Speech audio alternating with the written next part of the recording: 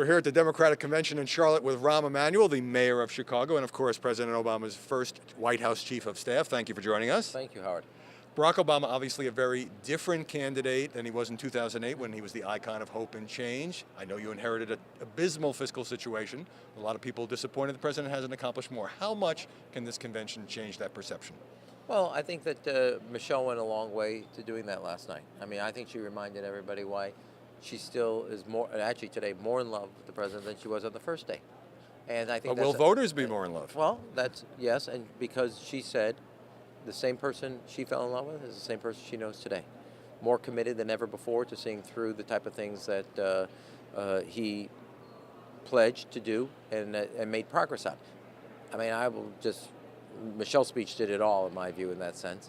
That said, I want to remind people in my own speech, front row seat into the Oval Office, from healthcare to the economy to the auto industry to foreign policy on both Iraq as well as Osama bin Laden, he actually delivered the change he promised. Now, we need, the biggest change he still has to do, more than just economics, is changing Washington. And I was about to ask you that. It's become more coarse than ever before because the ideology is more rigid. And you were a partisan warrior as a congressman, and you certainly don't mind mixing it up, but during your 2 years as chief of staff, you had I think it's fair to say, an intransigent Republican opposition, and the tone did not change at all. In fact, it probably got worse. I will argue here, I've been now since 1992, so it's 20 years now in politics in kind of the national level. Going back to the Clinton White House. Clinton White House, first political director, then senior advisor firm. The biggest story, in my view, of the last, one of the biggest stories in the last 15 or 20 years about American politics is the radicalization of the Republican Party. They have become more ideological and more rigid. There is not the Bob Doles, the Bob Packwoods anymore in their party. And so the notion people say, well, you have to work to reach bipartisan agreement. That party has moved in a more radical way. And I would say this, remember, in 1995, they shut the government down. No, I mean, in 1980s, they talked about ending the Department of Education. Has the Democratic Party not become more liberal during that same period? But, well, you're looking at a person that also was the point person in the House to help George Bush in the last 2 months of 2008 deal with the worst financial calamity. I didn't sit there before an election and say, well, you know what? This is right before an election, Mr. Bush. This is your economy. Why don't you handle it? I said, okay. Well, I was in a room for over 24 hours. Judd Gregg from the Senate, Rahm Emanuel from the House, Hank Paulson, trying to work through a lot of difficult issues. And I don't think you'd get that same bipartisanship from the Republican Party. Why?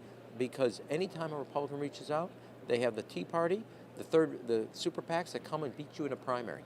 That is what's happened. So to the extent during the 2 years that you were in the White House that you were not able to move the Republican Party, that the tone got more acrimonious, you're saying it's not Barack Obama's fault, it was not Rahm Emanuel's fault? I'm not, no, I don't, I think that Do you take any responsibility? Sure, I'm not going to totally assure it, but as if, I will take responsibility, but I'm not going to take it equal.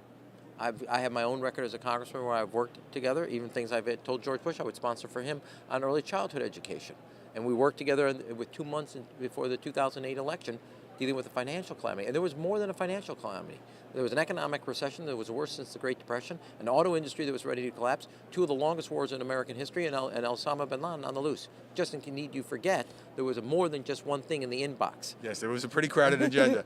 Now, in terms of the second term for President Obama, this has been an extraordinarily negative campaign, as you know. Yes. The president's campaign has not hesitated to point out Mitt Romney's Swiss bank accounts, Bain Capital, hasn't released his tax returns, and all of that. Where the president has fallen short, in some people's view, is in laying out more specifics about what he would do with another 4 years. Why should we believe that the gridlock that currently paralyzes the beltway will change? Well, Why should we? I believe that because, let's go back to, I'm also a product of my experiences. 1995, the Republicans shut down the United States government. At that time, the Speaker, Newt Gingrich, said, we're going to let Medicare wither on the vine. The issue, Medicare coming back again. You had Medicaid, you had education, environment. We had a big election in 96. These are core issues, core differences between the parties. Both parties. But in 96, we had a big debate. President Clinton wins. 9 months later, you had a balanced budget agreement with core Democratic issues. Not only a balanced budget, first time ever, health care for children whose parents work full-time but don't have health care. The tax credit for college education, doubling the size of the national parks. Your former boss, Bill Clinton, was able to do those things. Barack Obama has not had that kind of cooperation. Yeah. Tell us about the second term and why it will be different. I just told you, one, because elections have meaning. and they have consequence. And if the president wins re-election, I think the Republicans will finally, after 4 years of trying to beat him, try to work with him. Because elections, the American people will have issued their verdict, and it has consequence. And to ignore it has consequence also going into the next election. And the Republicans will finally say, okay, we just can't do this for 4 more years. The individual won. That's exactly what they tried to do to Bill Clinton. He won, and then they finally said, okay, game's up. We made reforms to Medicare that strengthened its longevity, balanced the budget, and all the other things that happened because Bill Clinton insisted on them, not because the Republicans wanted to do them.